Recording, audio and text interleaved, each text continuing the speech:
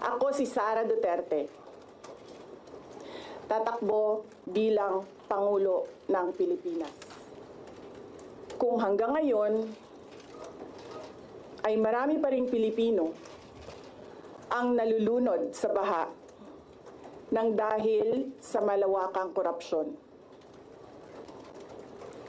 Patawad kung lantaran ang pang-aabuso ng ating mga institusyon para sa pansariling interes ng mga politiko. Patawad kung patuloy ang pagtaas ng presyo ng mga pangunahing bilihin habang nananatiling kapos ang kita ng bawat pamilya. Patawad kung wala man lang tayong tunay na seguridad sa pagkain.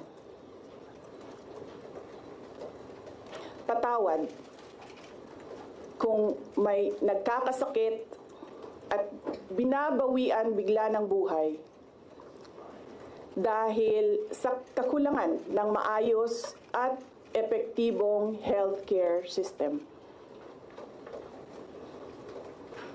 Hindi ako kailanman natakot sa pagsira nila sa pangalan ko.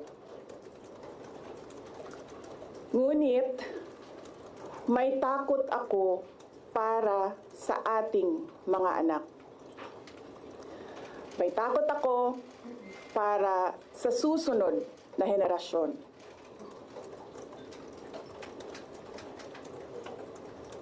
May takot ako para sa mga kababayan nating walang bahay sa ibang bansa.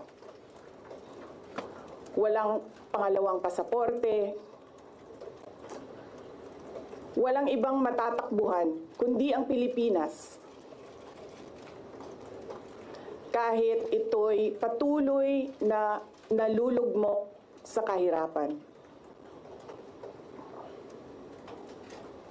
Na ako'y kahadlok, nga moabot ang adlaw na dawaton na lang nato ang kapobrehon isip kapalaran.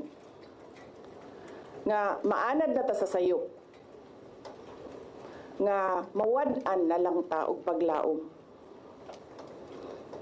Og labaw sa tanan na ako'y kahadlok